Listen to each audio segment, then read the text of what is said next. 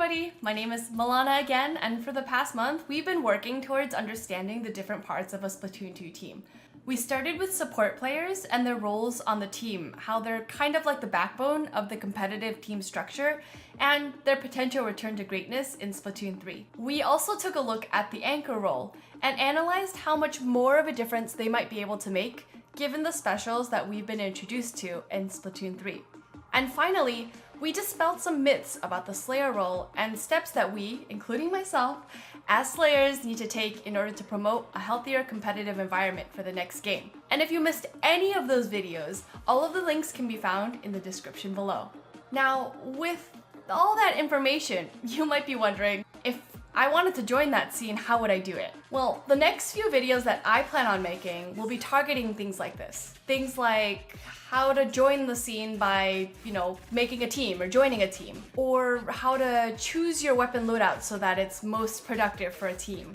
Or how you can improve your aim or mechanics, both as an individual player or as a team player, so that you can be prepared to be the next top Splatoon 2 or Splatoon 3 team.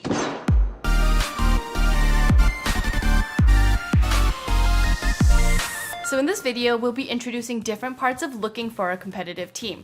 Knowing this information might be the difference between giving you a good shot at finding a group of people to compete with, or sticking to solo queue for the time being.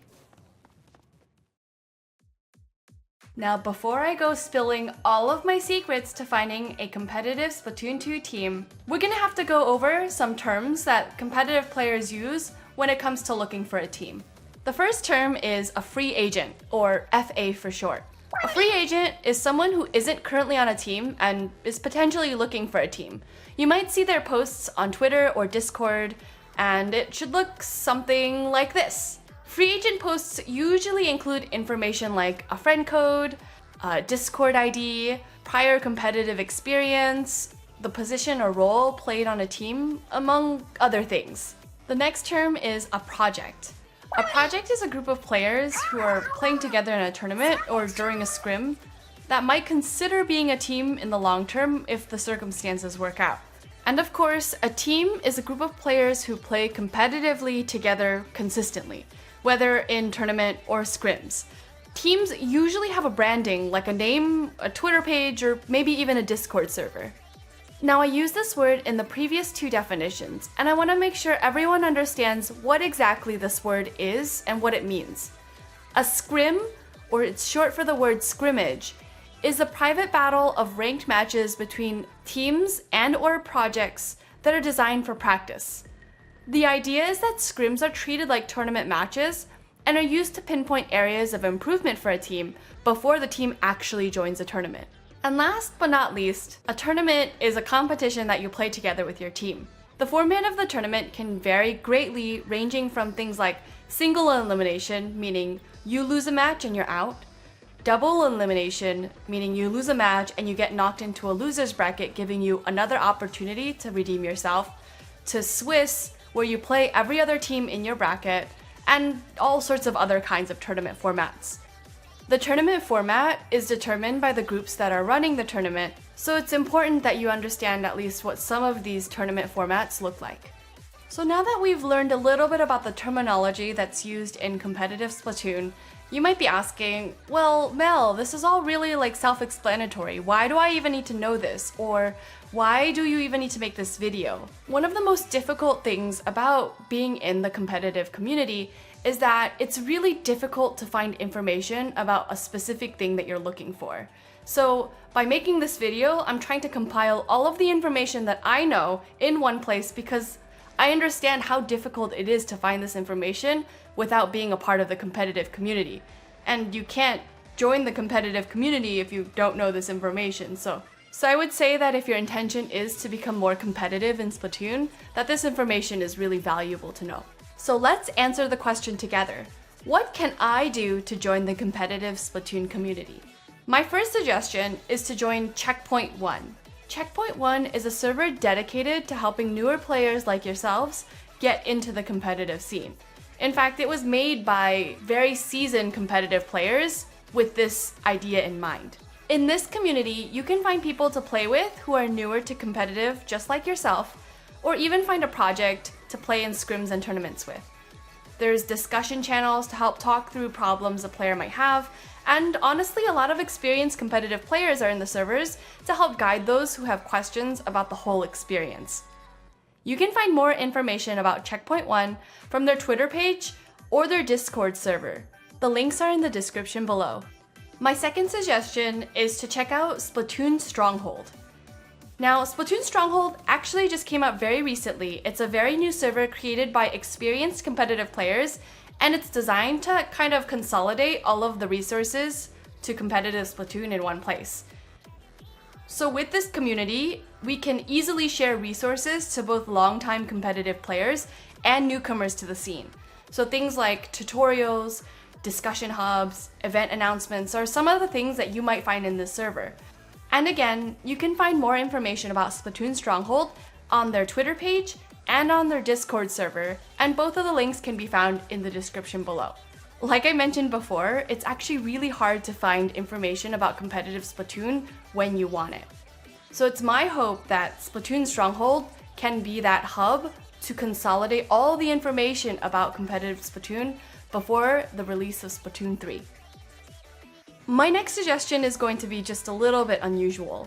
I think that if you're looking for a team or you're looking for people that you enjoy playing with, playing in streamer lobbies, especially of streamers who are part of the competitive community, might be your best bet. And the reason I say that is because many competitive players who open private battle lobbies to their communities, they tend to attract other people who are also interested in competitive play.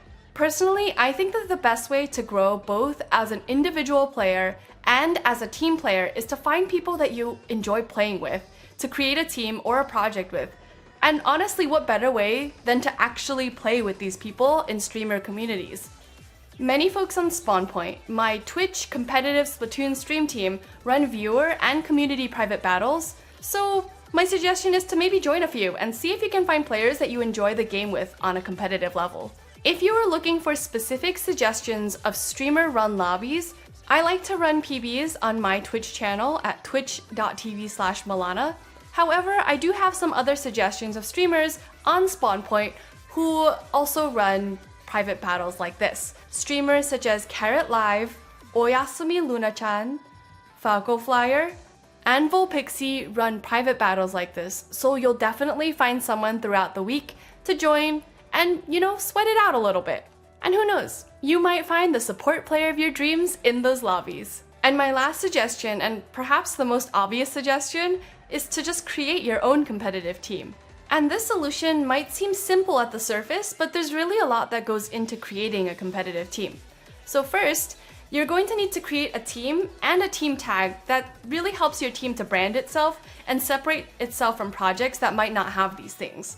If you want to gain more recognition in the scene, newer competitive players should keep their team tag and player name consistent through tournaments and scrims so that other teams can begin to recognize them.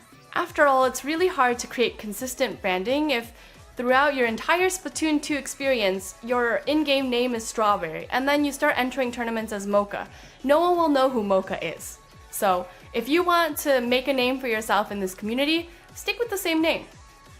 Additionally, there's Ludi, Leagues Under the Ink, and this is a league that's run that kind of helps teams determine their team division, or div for short, and it tries to match teams of similar caliber against each other in a league format.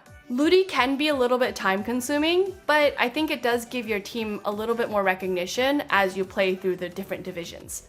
And last but certainly not least, there are tournaments in the scene geared toward newer competitive players.